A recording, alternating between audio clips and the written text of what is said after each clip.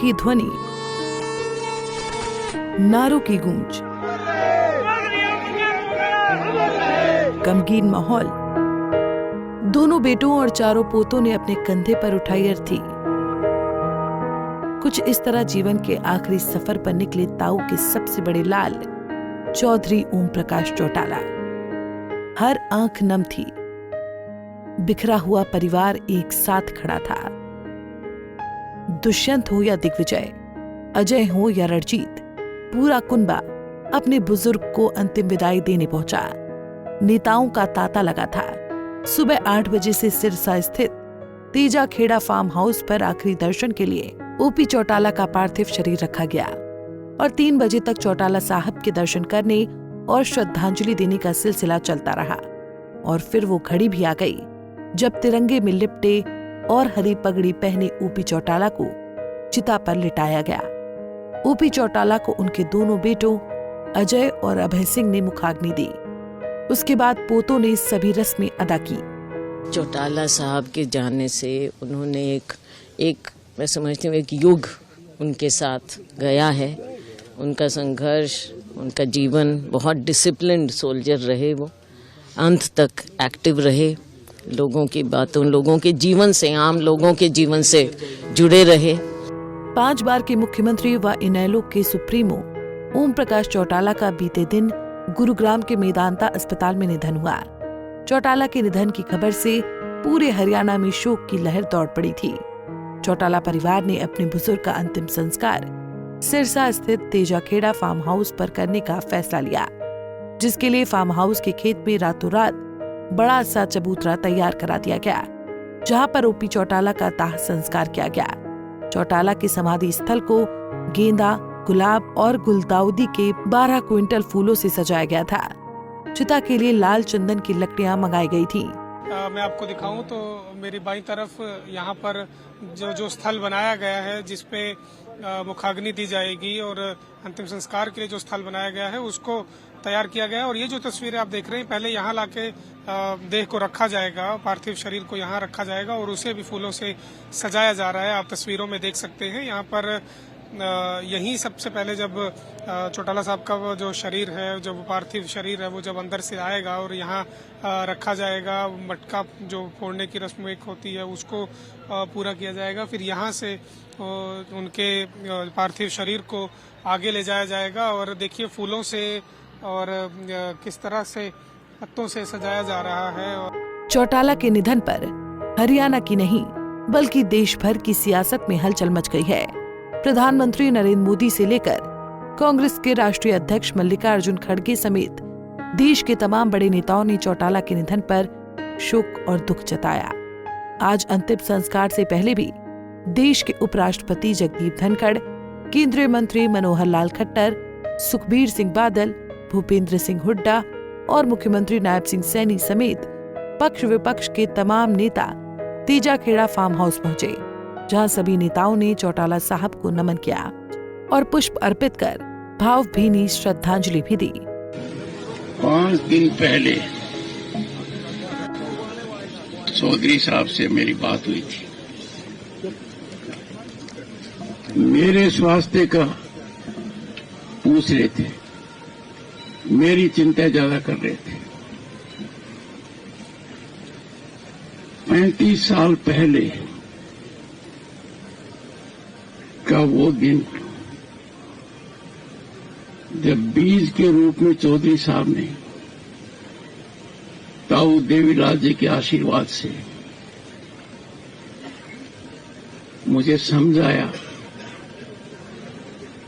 कि प्लीडर का पी हटा दो। मैंने कहा मैं प्लीडर हूं, का पी हटा दो। और जो यात्रा शुरू की, मेरा हाथ पकड़कर, अर्थ बल देकर, दर्शन देकर 9th लोकसभा में निर्वाचित करवाकर, मंत्री पद देकर, मैं भूल नहीं सकता। 89 साल के ओपी चौटाला संघर्ष की एक मिसाल रहे हैं। वो किसानों और गरीबों के मसीहा कहलाते थे और बतौर मुख्यमंत्री चौटाला साहब का हरियाणा के विकास में अहम योगदान भी रहा है।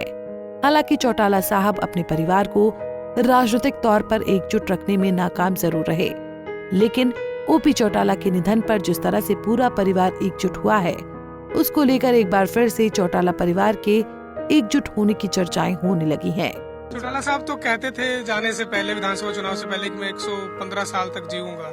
आपको लगता था कि इतनी जल्दी चले जाएंगे चौटाला साहब? चौटाला साहब कहा करते थे कि 115 साल तक जीऊंगा मैं। उन्होंने एक नंबरदार से बातचीत करते हुए कहा कि तुमसे मैं ज्यादा जीऊंगा, मैं 115 साल तक जीऊंगा, मैं अभी स्वस्थ हूँ। तो एक चीज और से कि वो स्वस्थ तो था, लेकिन ये घर के पाटन की वजह से तो दिल में तो उसके कमी आई। अच्छा, अब आप बुजुर्ग हैं और आप लोग भी सब साथ थे, तो आप लोग अब चाहते हैं, अपील करते हैं कि सबको एकजुट हो जाना चाहिए, एक साथ आ जाना चाहिए, परिवार को एक साथ आ जाना चाहिए। आप लोग भी चाहते हैं? हाँ, मैं तो चाहूँगा परिवार एकला हो, लेकिन परमात्मा की मर्जी, पता नहीं किस वजह से।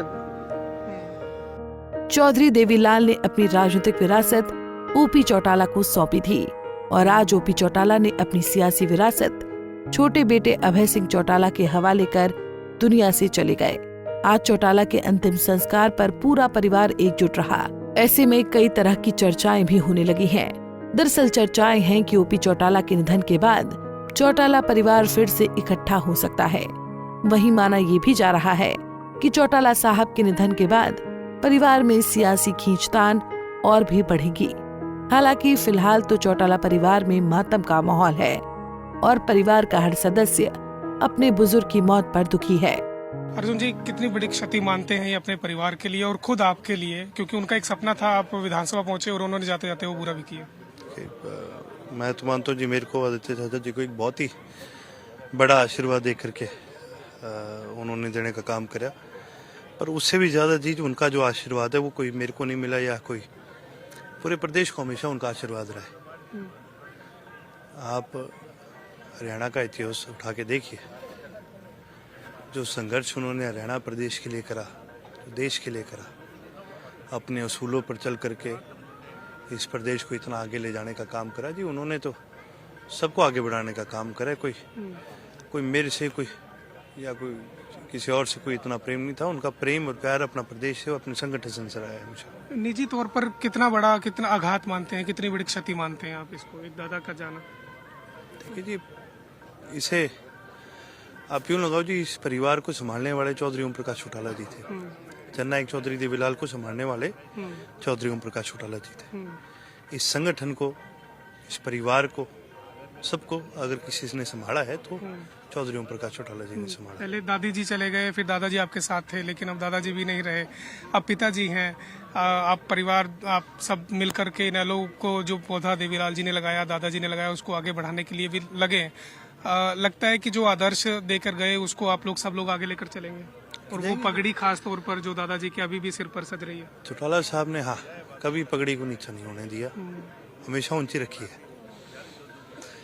और लेके जाएंगे जी आगे इसको। भावुक है आप, मैं पल समझ सकता हूँ। ओपी चौटाला की याददाश्त बहुत तेज थी। वो शायद ही कभी किसी व्यक्ति को भूलते थे और हमेशा लोगों को उनके नाम से ही पुकारते थे। चौटाला का अपने स्वास्थ्य के प्रति नजरिया भी बहुत मजबूत था। वो शराब से दूर रहते थे और शाकाहारी थे। पोलियो से प्रभावित होने के बावजूद वो नियमित रूप से पैदल चलते और व्यायाम करते थे, और यही वजह थी कि अभी हाल ही में ओपी चौटाला ने मीडिया के कैमरों पर दावा करते हुए कहा था कि मैं 115 साल तक जीऊंगा। चौधरी ओम प्रकाश चौटाला का जन्म 1 जनवरी 1935 को गांव चौटाला में हुआ था। पिता चौधरी देवीलाल की पाठशाला और उनकी छत्रछाया में रहकर उन्होंने राजनीति का कहरा सीखा। ओपी चौटाला सबसे अधिक 5 बार हरियाणा के मुख्यमंत्री रहे, 7 बार विधायक बने, राज्यसभा के भी सदस्य रहे। 12 अप्रैल 1998 को ओपी चौटाला ने पिता देवीलाल के मार्गदर्शन में इनेलो रूपी पौधा लगाया था, जो कि आज वटवृक्ष का रूप ले चुका है। हरियाणा गठन के बाद चौधरी ओपी चौटाला 1970 में पहली बार उपचुनाव जीतकर विधायक निर्वाचित हुए थे, जिन्हें चौधरी देवीलाल ने 1989 में अपना उत्तराधिकारी बनाया था। फिलहाल चौधरी ओम प्रकाश चौटाला पंचतत्व में विलीन होकर अब इतिहास बन चुके हैं, जिसे वक्त वक्त पर अच्छे कार्यों और विवादों को लेकर याद किया जाता रहेगा। सिरसा से सुधीर पांडे के साथ सतनाम सिंह, पंजाब केसरी टीवी। हमसे जुड़े रहने के लिए हमारे YouTube चैनल को सब्सक्राइब करें और नई वीडियो की नोटिफिकेशन के लिए बेल आइकॉन को दबाएं। अगर आप ये वीडियो Facebook पर देख रहे हैं तो लाइक जरूर करें और ज्यादा से ज्यादा शेयर करें। धन्यवाद।